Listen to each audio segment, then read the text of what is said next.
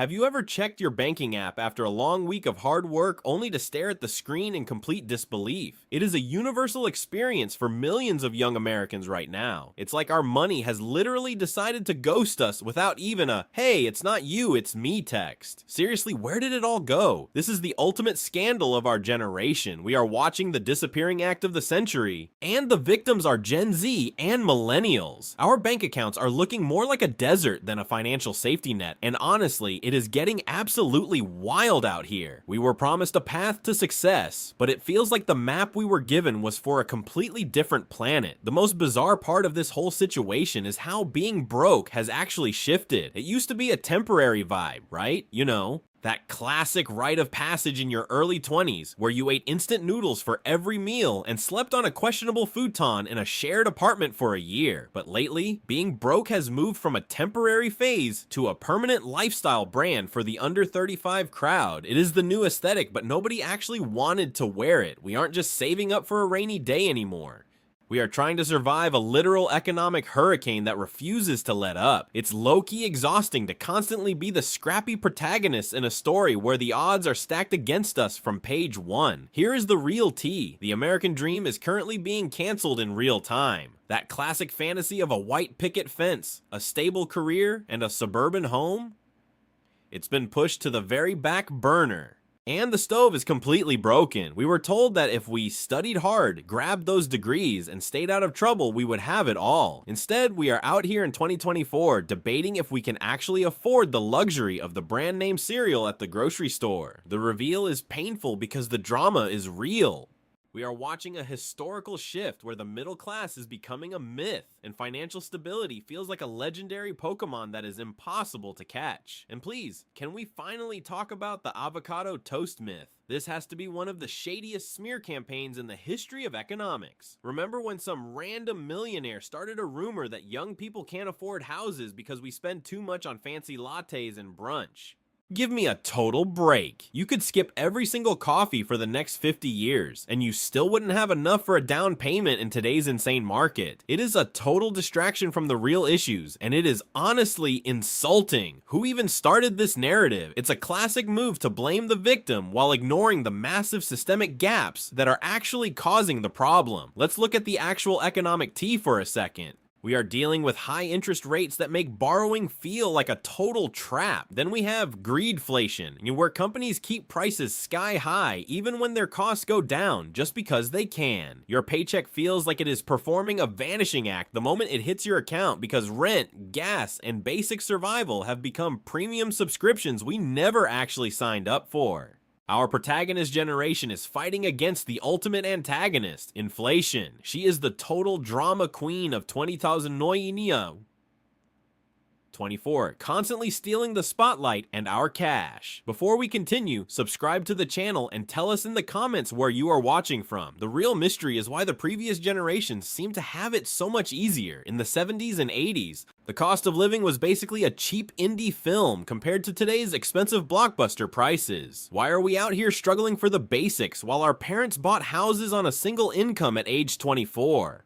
Something just isn't adding up, and the frustration is reaching a boiling point across the digital landscape of TikTok and Reddit. But wait until you see who the real villains are in this financial horror story. It is not the person making your coffee, and the truth is much darker than you think. To really understand how we reached this point, we have to look at the cast of characters in this economic drama.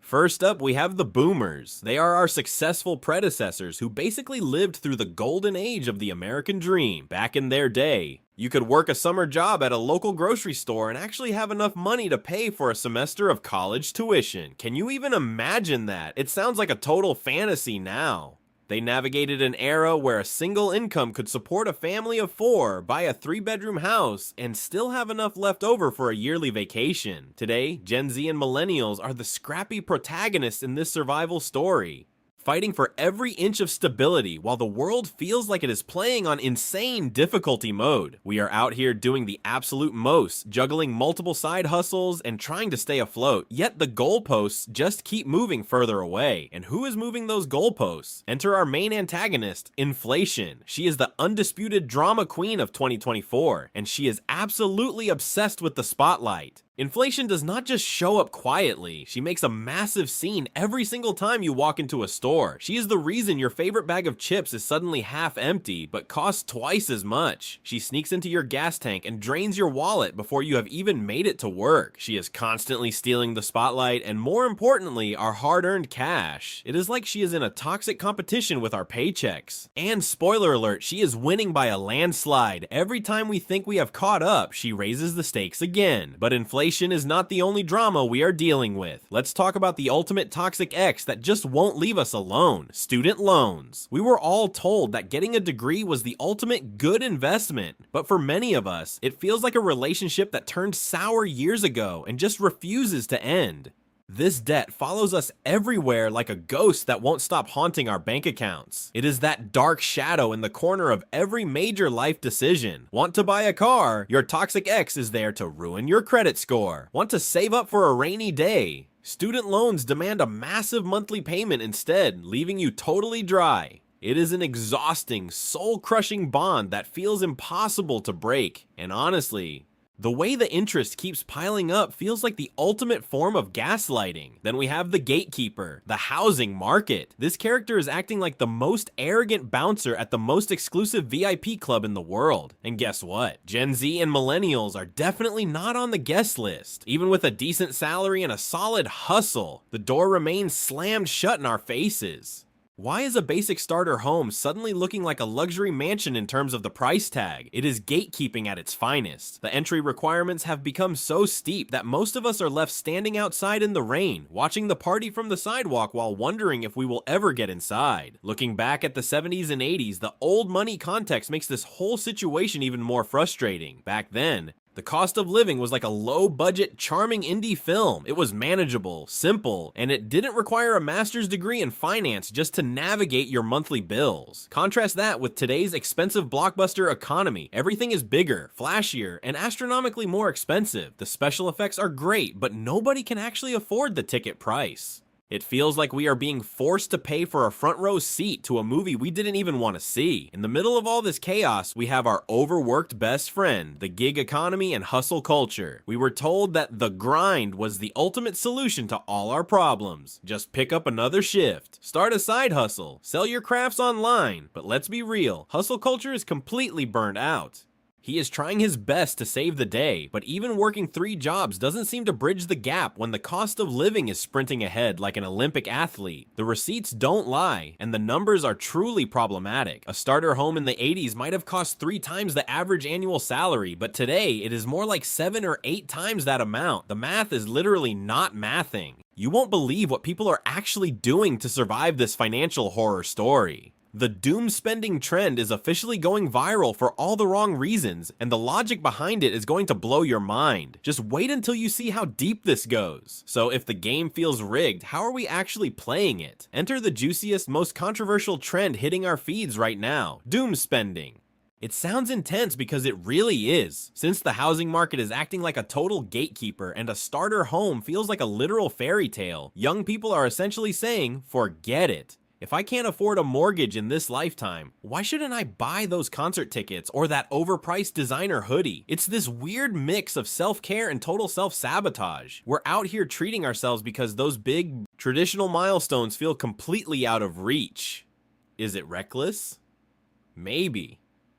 But when you're staring down a future where the traditional American dream has been canceled in real time, that 7-iced matcha feels like the only win you can actually get. It's like we're all rearranging the deck chairs on the Titanic, but at least the chairs look aesthetic for the gram. But wait, because the internet always has a plot twist. On the flip side of doom spending, we have the loud budgeting movement taking over TikTok. This is where being cheap is suddenly the ultimate vibe. It's about being unapologetically honest about your bank account status. Instead of making excuses for why you can't go to that expensive brunch, you just say, I'm not spending money on that because I'm trying to survive inflation. No.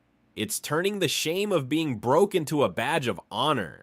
It's a total vibe shift. It feels like a collective protest against the constant pressure to consume, while inflation, our favorite drama queen, keeps raising the price of literally everything. We are reclaiming the narrative and making frugality look like a total power move. If you head over to X or Reddit, the receipts are even more unhinged. Threads are going viral with people exposing $0 balances and posting rent prices that look like international phone numbers. The digital landscape has become a giant confession booth where we all realize we're in the same sinking boat. People are sharing stories of working 60-hour weeks just to afford a studio apartment with a leaky ceiling. It's exposed culture, but for our bank accounts. It's raw, it's messy, and it's a reality check that the struggle isn't just in our heads, it's everywhere. We are all just trying to make the math work when the numbers are truly problematic. And then there's the rumor mill about the great wealth transfer. Rumor says that trillions of dollars are eventually going to trickle down from the boomers to Gen Z and millennials. It sounds like a fairy tale ending, right?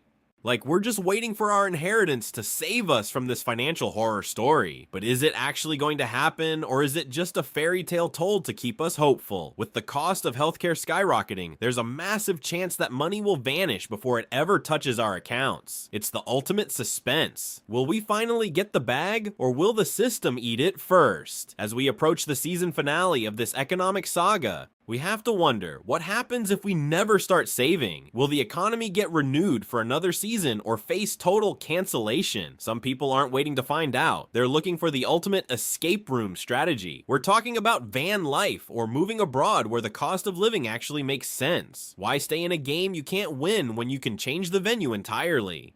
It's the ultimate plot twist, leaving the American dream behind to find a reality that actually works. So what's the verdict? Is the American dream officially over, or are we just waiting for the ultimate redemption arc? Is there a light at the end of this tunnel, or are we just getting used to the dark? We want to hear your take on this. Are you team doom spending, or are you out here loud budgeting your way to freedom?